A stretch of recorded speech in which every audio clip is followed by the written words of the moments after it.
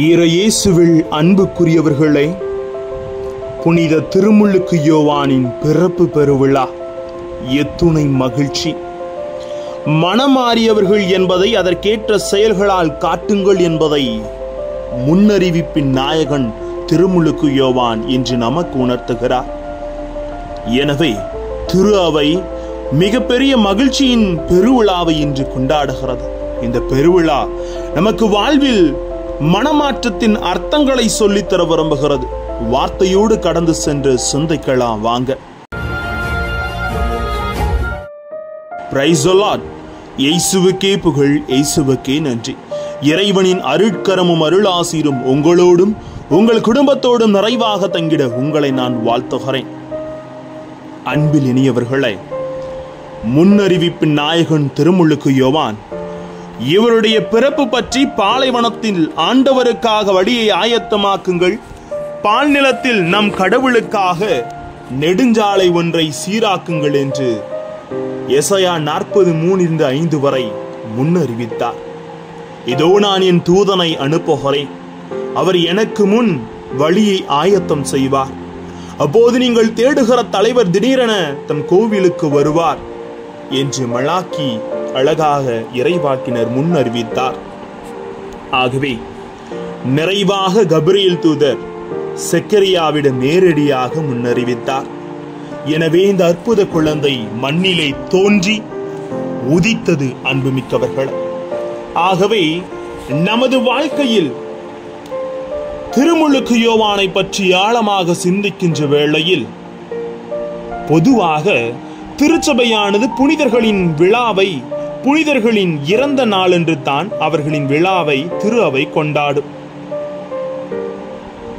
விண்ணகத்தின் பிறந்த நாள் என்று சொல்லுவார்கள்.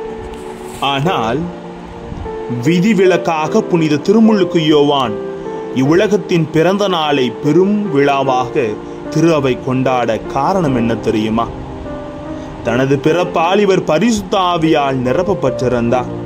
மெசியாவின் வருகையை பற்றி முன்னறிவித்தார். அந்த மெசியாவை மீட்பராக ஏற்றுக்கொள்ள மக்களை தயார்படுத்தினார். நமது ஆண்டவர் இயேசு கிறிஸ்துவால் பெண்களிடம் பிறந்தவர்கள் திருமுழுக்கு யோவானுக்கு மேலாக எவரும் தோன்றியதில்லை என்ற அருள் பேற்றையும் இவர் பெற்றிருந்தார். ஆகவே தான் இந்த அற்புத குழந்தையாக அன்று நமது திருமுழுக்கு யோவான் பிறந்தார். செக்கரியா மற்றும் எலிசபெத் இவர்களுக்கு குழந்தை இல்லாத நிலையில் ஆண்டவருடைய தூதர் மூலமாக அவர்களுக்கு குழந்தை பிறக்கும் என்று கூறப்படுகிறது. அவர்கள் வயது முதிர்ந்தவர்கள் இருந்தாலும் கடவுளின் வார்த்தையில் நம்பிக்கை வைத்ததால் கடவுள் அருளால் அவர்களுக்கு குழந்தை பிறக்கிறது.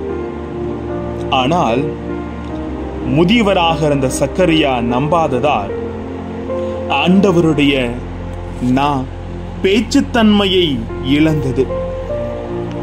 கடவுளின் வார்த்தையை நிறைவேற்றியவுடன், கடவுள் கொடுத்த பெயரை குழந்தைக்கு வைத்தவுடன் சக்கரியா மீண்டும் பேசும் திறனை அடைந்தது வரலாற்று உண்மை. ஒரு மிகப்பெரிய அக்களிப்பு உண்டானது. வானதூதன் வழியாக எலிசபெத் கருவுற்றிருப்பதை கேள்விப்பட்டு மரியாள் அவருக்கு உதவி செய்ய விரைந்து செல்கிறார். வீட்டிற்கு வந்தவுடன் எலிசபெத்தை வாழ்த்துகிறார். அப்போது திருமுழுக்கு யோவான் குழந்தை இயேசுவும் சந்தித்தது. இரு கருவறைகள் சந்தித்துக் கொண்ட நிகழ்வும் கூட அன்புமிக்கவர்களே. கருவறையிலே நடந்த இந்த சந்திப்பால் எலிசபெத்தின் வயிற்றில் இருந்த திருமுழுக்கு யோவான் அக்களிப்பால் துள்ளுகிறார். இயேசுவுக்கு முன்னோடியாக அனுப்பப்பட்டு அவருக்கு வழியை ஆயத்தம் செய்ய போகிறேன் என்பதன் அந்த துள்ளுதலுக்கு காரணமே கருவறையில் இருந்து கொண்டே கர்த்தரின் வருகையை சுட்டிக்காட்டியவர் அல்லவா இந்த மாமனிதர். மனம் திருந்துங்கள், அவரது அருமையான பணி. ஏனெனில் விண்ணரசு நெருங்கி வந்து விட்டது என்று கூறி திருமுழுக்கு யோவான் தனது பணியை தொடங்கினார். எவரை பற்றிதான் ஆண்டவரது வழியை ஆயத்தமாக்குங்கள், அவர் தம் பாதைகளை செம்மையாக்குங்கள் என்று பாலைநிலத்தில் ஒரு குரல் கேட்கிறது என்று எசாயா இறைவாக்கினர் முன்னறிவித்தது இங்கு மேன்மையாக அறிவிக்கப்படுகிறது. பரிசேயரும் சதுசேயருள் பலரும் திருமுழுக்கு பெற வருவதை கண்டு அவர்களை பார்த்து அருமையாக கூறினார், வீரியன் பாம்பு குட்டிகளே என்று சாடுகிறார். நீங்கள் மனம் திறந்து விட்டீர்கள் என்றால் அதை செயலில் காட்டுங்கள் என்று புனித திருமுழுக்கு யோவான் கூறுகிறார். வாழ்க்கைக்கு தேவையான பல்வேறு நெறிமுறைகளை மக்களுக்கு எடுத்து கூறினார். இவர்தான் மெசியா என்று மக்கள் தங்களுடைய உள்ளத்தில் எண்ணிக்கொண்டிருக்க, நான் மெசியா அல்ல என்று வெளிப்படையாக ஒப்புக்கொண்டார். அவருடைய மிதியடி வார்களை அவளுக்கு கூட தூக்கி செல்ல கூட எனக்கு தகுதி இல்லை என்று அவர் முழுமையாக தாழ்த்தி அருமையாக சொன்ன வார்த்தை யோவான் 3:30. அவர் வளர வேண்டும், நானோ குறைய வேண்டும். இயேசுவின் அடிச்சுவட்டை நான் பின்பற்ற வந்திருக்கிறேன், அவரை பற்றி முன்னறிவிக்க வந்திருக்கிறேன் என்று தன்னை பற்றி அருமையாக தாழ்பணிந்து தாழ்ச்சியோடு ஒப்பு கொடுத்தவர். ஒரு பெண்ணுக்காக ஏரோது திருமுழுக்கு யோவானை சிறையில் அடைத்தான். ஆம், ஏரோது தன் சகோதரன் பிலிப்பியின் மனைவி எரோதியாளை தன் மனைவியாக்கி கொண்டான். அதற்கு திருமுழுக்கு யோவான், நீ அவளை வைத்திருக்க கூடாது என்று ஏரோது அரசனிடம் அவருடைய தவற்றை சுட்டி காட்டினார். ஆனால் சிறையில் அடைக்கப்பட்டார்.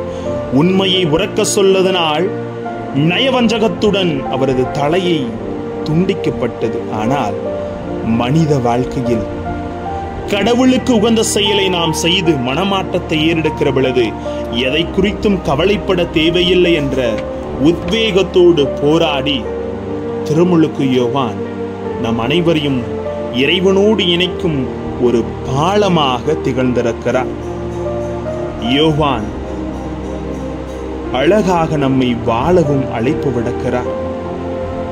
சில நேரத்தில் நமக்கு ஏன்பா இந்த ஊர் வம்புன்னு சொல்லி நம்ம பல தவற்றை கண்முன்னே நடந்தாலும் நாம் அவற்றை காணாதது போல் நடந்து கொள்கிறோம்.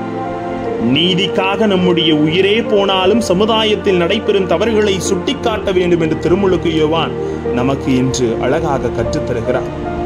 அவர் ஒரு பாலமாக அமர்ந்து நம்மை இறைவனோடு இணைத்துக் கொள்ள விரும்புகிறார். அன்புமிக்கவர்களை, எனவே நமது வாழ்க்கையில் மனமாற்றம் வாழ்க்கை மாற்றமாக மாறும்போது இறைவனின் அன்பு பிள்ளைகளாக நாம் மாறுகிறோம் என்ற உள்ளுணர்வை சொல்லித் தருகிறார். மனமாறுவோம், வாழ்வின் ஆசீர் பெறுவோம். ஜெபிப்போமா. அன்பு இறைவா, உமது வார்த்தைகளை ஏற்றுவாறு கடை எல்லை வரை நாங்களும் உமது அன்பு பிள்ளைகள் என்ற உள்ளுணர்வோடு உண்மையை உரக்கச் சொல்லி நன்மை உள்ளவர்களாக மனமாறி வாழ எங்களோடு தங்கும் ஆண்டவரை. Praise the Lord.